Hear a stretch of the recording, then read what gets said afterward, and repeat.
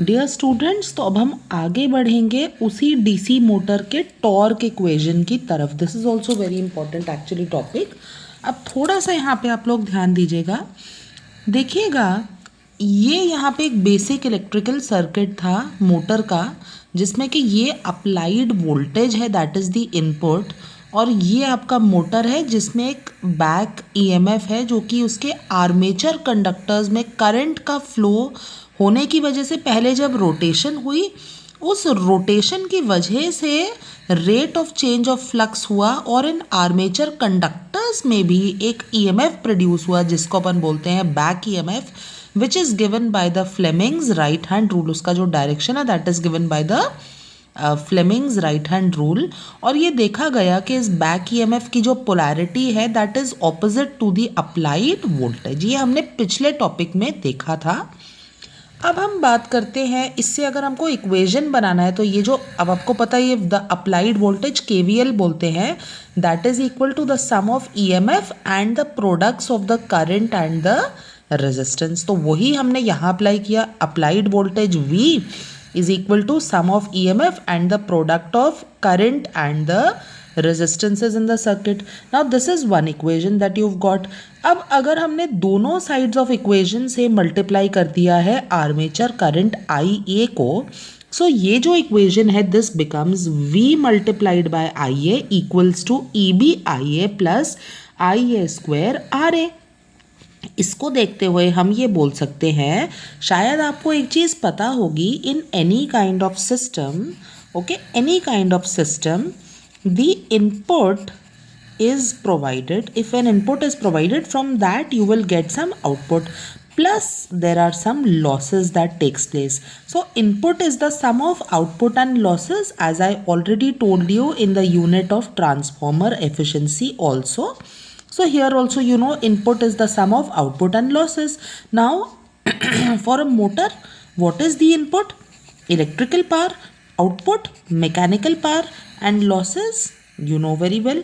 Now losses, which will be the losses due to the armature resistance. Now इसकी अगर अपन equation लिखते हैं तो input equals to output plus losses. So electrical power input supplied to the armature equals to output power. अब क्या है इसके अंदर? Mechanical power developed by the armature, that is the output power, plus the losses due to the armature resistance. ये है ना, armature की एक अपनी रेजिस्टेंस होगी क्योंकि they are conductors having resistance. तो मतलब कि जो EBIA है इसको हम कंपेयर कर सकते हैं किससे बच्चों? मैकेनिकल पावर से. एंड मैकेनिकल पावर का जो फॉर्मूला है वो कितना होता है? ओमेगा मल्टीप्लाइड बाय टाउ या ओमेगा टी. ओमेगा क्या है? जो angular velocity, and T is tau. Tau is what? The torque, rotation torque.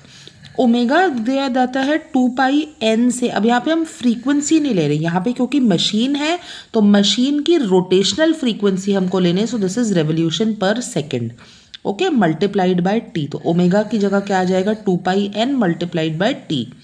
अब जब आप दोनों ही एक्सप्रेशंस को कंपेयर करते हो, मतलब एक एक्सप्रेशन ये वाला मैकेनिकल पावर के लिए जो हमें इस इक्वेशन से मिला था, और दूसरा जो एक जनरल हमको मैकेनिकल पावर का एक एक्सप्रेशन पता है. So 2πNT will be equal to EB multiplied by IA. तो जो टॉर्क है वो कितना हो जाएगा? अब ये जो 2πN है वो लेफ्ट हैंड साइड पे, जब राइट हैंड साइड में किधर आ जाएगा? उसके डिवाइड में.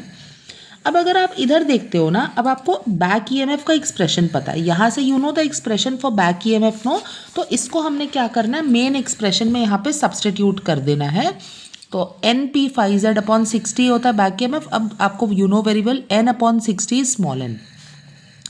तो क्योंकि N क्या था? स्पीड एंड RPM, बट उसे हमें कन्वर्ट करना है किसमें? रेवोल्यूशन पर सेकेंड में. तो N upon 60 is what? Small n. ठीक है. अब यहाँ पे अगर अपन देखते हैं तो ये टॉर्क का एक्सप्रेशन यहाँ से क्या आया था? EBIA upon 2πN.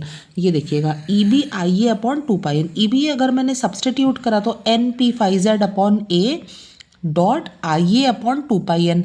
Now this N and N get cancelled, तो बचता क्या है? P5Z IA upon 2πA. P number of poles fixed, armature conductors parallel paths fixed, too constant, pi is also constant. तो हम ये बोल सकते हैं कि जो टॉर्क का जनरल एक्सप्रेशन आया that will be given by के फाई आई ए, जिसमें कि फाई और आई ए आर वेरिएबल, और जो पी जेड टू पाई ए है उसको अपन अज्यूम कर सकते हैं के दैट इज़ अ कांस्टेंट।